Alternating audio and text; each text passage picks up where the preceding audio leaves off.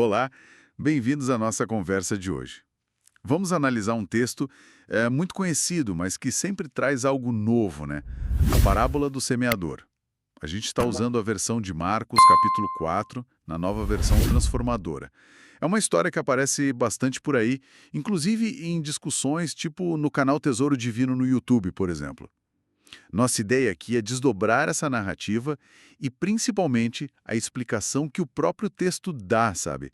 Para entender a mensagem central ali na fonte. Exatamente. E é fascinante porque o texto de Marcos não só conta a história, mas ele mesmo oferece uma interpretação, né? Do semeador, da semente e o que é chave dos diferentes tipos de solo.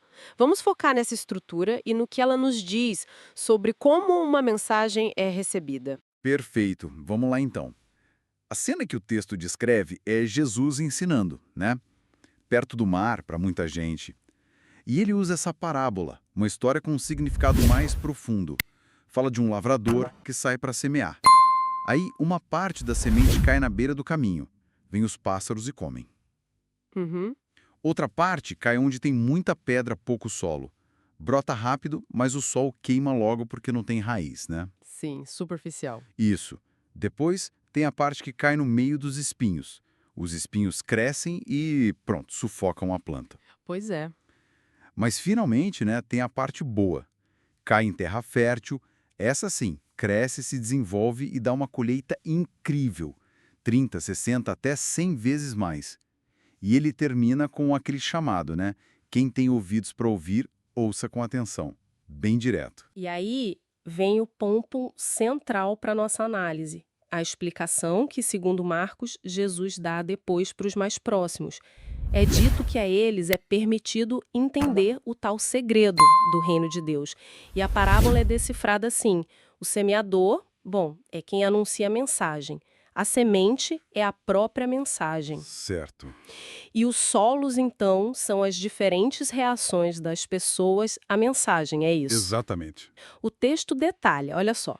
À beira do caminho são aqueles que ouvem, mas, tipo assim, imediatamente vem uma força contrária, o texto chama de Satanás, e tira a mensagem dali. Acabou. O solo rochoso, por outro lado, representa quem ouve e até recebe com alegria no início, sabe? Mas não tem profundidade, falta raiz. Entendi. Qualquer aperto, qualquer perseguição por causa da mensagem, a pessoa desiste rapidinho. Faz todo sentido. E a parte dos espinhos? Como fica? Ah, os espinhos. Esses são as preocupações da vida, né? A sedução das riquezas, outros desejos, outras coisas que puxam a atenção da pessoa. E essas coisas acabam sufocando a mensagem, ela não consegue frutificar, não produz resultado. Hum, E, por fim, o solo fértil.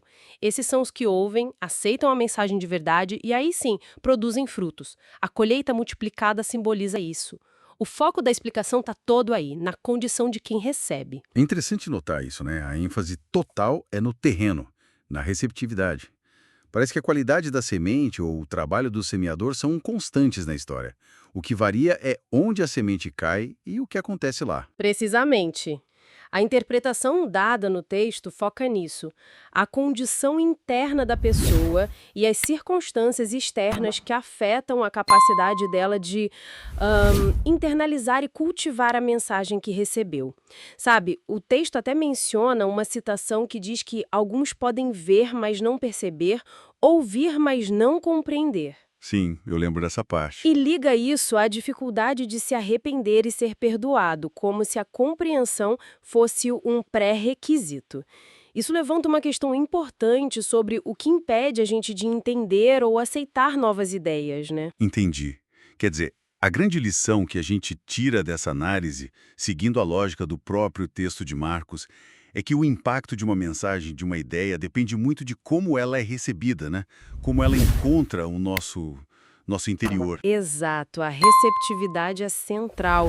Isso nos deixa com uma pergunta para pensar, né? Que vem direto da metáfora da parábola. Se a gente reconhece que dentro de nós existem esses diferentes solos e que a vida traz os espinhos, as preocupações, as distrações e os solos rochosos, a superficialidade, talvez a pergunta é: como a gente pode ativamente, sabe, preparar melhor o nosso próprio terreno interior, para que as boas sementes que a gente encontra por aí possam de fato criar raiz, crescer e dar frutos de verdade. Fica aí a reflexão. Se você gostou desse vídeo, digite amém.